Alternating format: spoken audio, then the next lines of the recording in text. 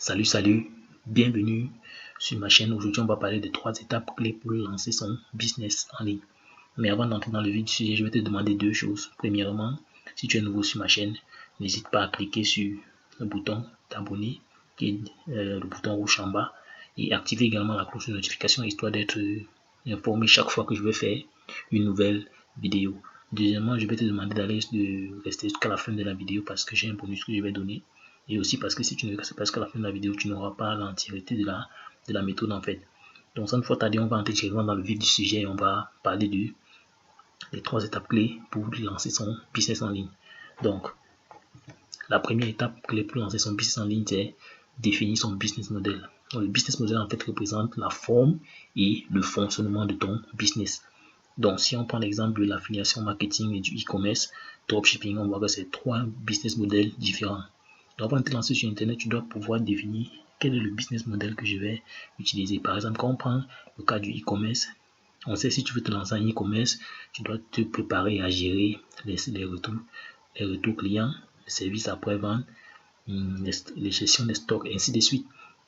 En affiliation marketing, contrairement à l'affiliation marketing, où tu n'as même pas de produit tu n'as pas besoin de créer de produits, en fait, tu es là juste pour promouvoir les produits d'autres personnes qui peuvent être physiques ou numériques et tu gagnes des commissions sur vente. Donc déjà avec l'affiliation, tu n'as pas de service après-vente à gérer, tu n'as pas de gestion de stock, tu n'as pas de retour client, rien de tout cela. Donc pour moi, en fait, l'affiliation marketing, c'est le business idéal pour démarrer sur Internet. Donc du moins, ça dépend de tout un chacun. Mais ici, les questions pour moi, c'est de te montrer le canevas. Donc c'est à chacun, en fonction de tes habitudes et des objectifs, tu pourras choisir le business qui te sied le mieux. Donc une fois que tu choisis ton business model, tu passes à la deuxième étape. Il est important de te définir également une niche. Donc, tu dois définir ta niche. La niche, en fait, c'est une petite part d'un marché. Donc, supposons que le marché dans lequel tu comptes exercer, c'est un grand gâteau. La niche, en fait, c'est une petite part de gâteau. Parce que tu ne peux pas gérer tout le marché.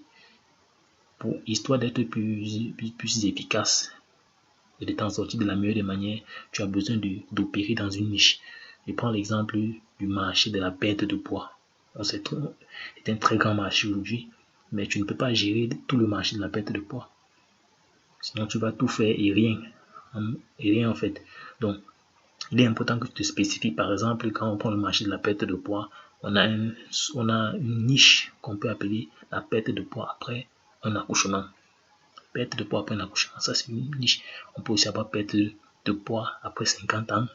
Ça c'est aussi une autre niche. Donc tu as besoin de te spécifier pour avoir des clients qui te sont propres.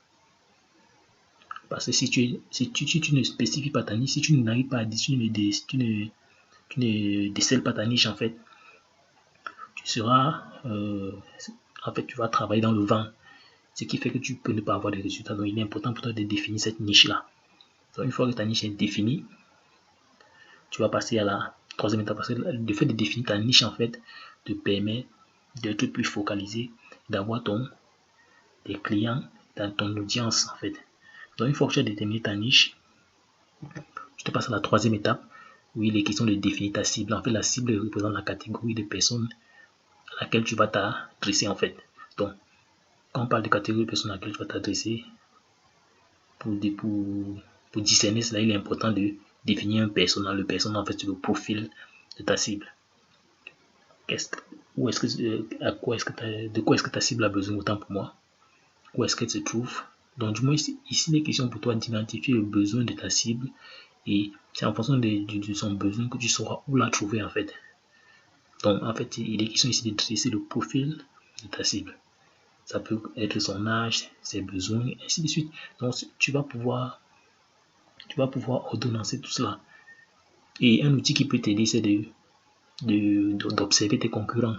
En fonction de la niche que tu as choisie, tu peux observer tes concurrents dans ce domaine-là, voir comment ils procèdent, voir où est-ce qu'ils sont en train d'agir pour avoir les différents clients. Ça pourra te donner des idées sur la position de ta cible.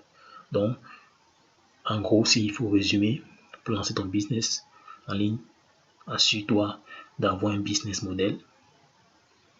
Deuxièmement, d'avoir une niche très spécifique, ou pourquoi pas une sous-niche pour être encore plus focalisé. Et en dernier point, d'avoir une idée claire de ta cible, de l'endroit où elle se trouve. Ta cible peut se trouver sur les réseaux sociaux, genre YouTube, Facebook, Twitter, LinkedIn, Instagram, ainsi de suite. Ça dépendra. Ça dépendra en fait du business model que tu auras choisi. Comme premier, je vais partager avec toi ce cadeau.